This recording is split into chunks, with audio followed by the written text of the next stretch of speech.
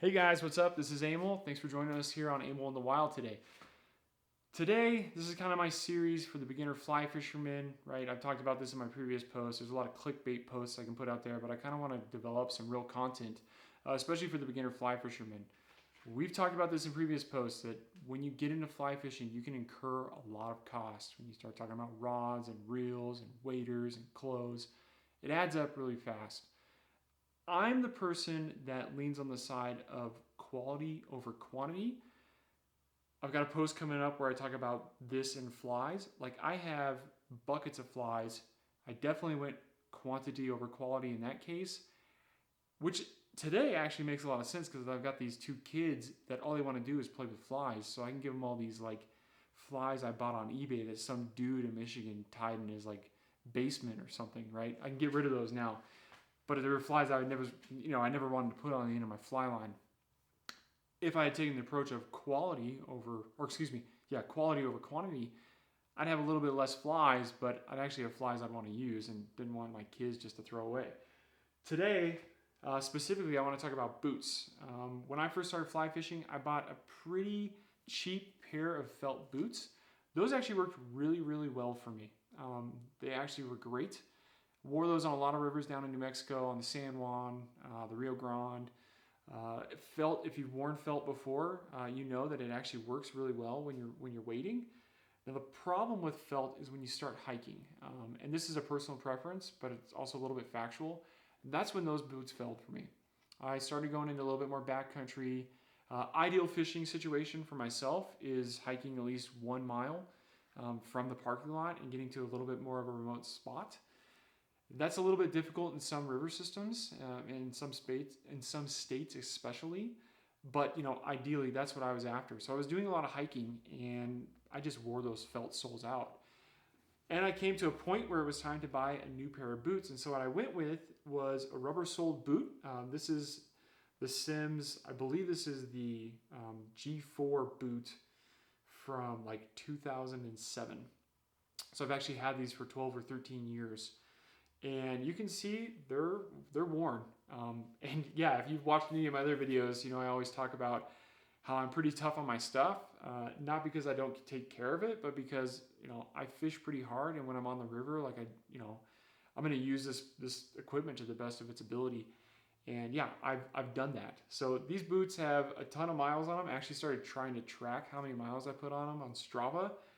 But at some point, my Strava flipped over, and if you don't use Strava, it's just a activity tracking software or software solution thing online where you can track your bicycle rides or running. So I tried to track that because they actually have a gear calculator on how many miles you put on this, and I've definitely put more than I believe when I checked it was like 178 miles on these just hiking. So because of that, they're pretty worn out. I'm making a big push this year on getting a new pair of wading boots. Looking at Sims and Patagonia, I really love the look of the Patagonia boot that they did with Danner. Sims boots right now, they look pretty similar to this. They kind of remind me like a basketball shoe, which I don't really like. I kind of like the aesthetics of the Patagonia Danner boot that they've got out right now. So we'll see what happens if I can talk my wife into it. We've kind of made some other big expenses this year, which we'll get into that in a couple videos. But let's talk about this boot. So 12 years, you're going to go spend some money on a boot. You want to make sure it lasts. I think I spent $250 on this. Bought it from Charlie Sporting Goods in Albuquerque, New Mexico. Yeah, circa 2007. Bought it right away. I put in some metal studs. Metal studs are great if you're a person that's going to go fish on a boat, like a drift boat, or a raft. You don't want these metal studs in there because your buddy's not going to let you on their raft or their drift boat. I actually saw one of my buddies kick his brother-in-law off for wearing studs. He didn't kick him off, but he's gave him the axe on wearing his boots in the boat. So you want to keep that in mind when you're going into these. These, I don't know if you can tell, but I've actually worn the metal all the way down, and there's actually almost no traction, like just a minute, couple millimeters left of traction on here, maybe a millimeter of traction left. So that's kind of why I'm looking at a new boot. I've loved these. These are the Vibram sole. These have come a long way in the last 13 years too. So what you're looking at right here is probably not what you're going to find on your boot now. And the problem with rubber And this is a problem for myself.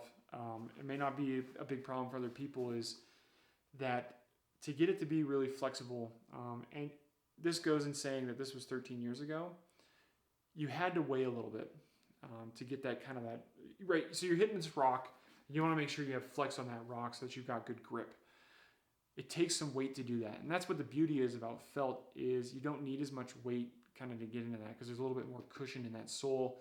Whereas these harder rubber boots that are made for hiking in and things like that are a little bit more firm. So when you get on these rocks that are a little bit more slick, it's harder to get that traction unless you weigh like 220 pounds.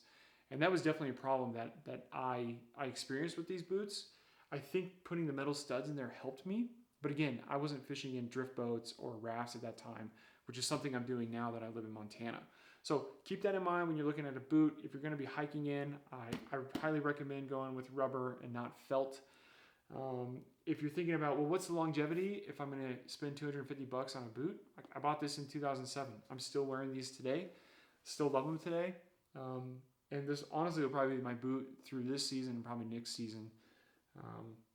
Unless, of course, I can talk my wife into allowing me break the budget again with another pair of boots. But we'll see if that happens. You know, maybe leave me a comment below. Let me know that you vote for me getting new boots. Other than that, you know, guys, if you have any other questions, feel free to comment below. You know, the first thing that actually goes on these wading boots is the laces. You can see this lace has a tear in it here, where you can see the sheath here, and the forget what they call this, but essentially the rope underneath the sheath has been shown. I've actually gone through about like 5 different laces on these. They just wear out, especially when you're bumping into rocks and things like that, and you're hiking. Right, as you're hiking, that's a lot of pressure on here. And these aren't necessarily made for hiking, right? I've never gone through a pair of laces on my hiking boots, but on my wading boots, I've gone through like 5. So it's one of those things that it is what it is. Other than that, like all the metal attachments here for your laces sound really good. So, I haven't had any failures on these. These have all been very solid. Excuse me. So no issues there.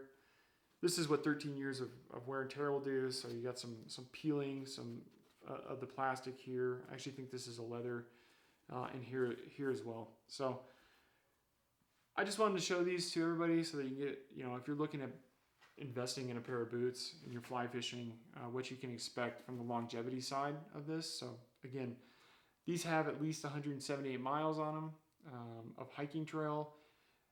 It's honestly, if I had to actually give you a number, I'd say it's probably closer to 400, because I didn't start tracking things on Strava until like 2014, and so there was like 7 years of gap there.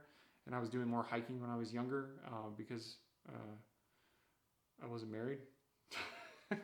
So you do a little bit more when you're with your college roommates and things like that. I mean, that is what it is.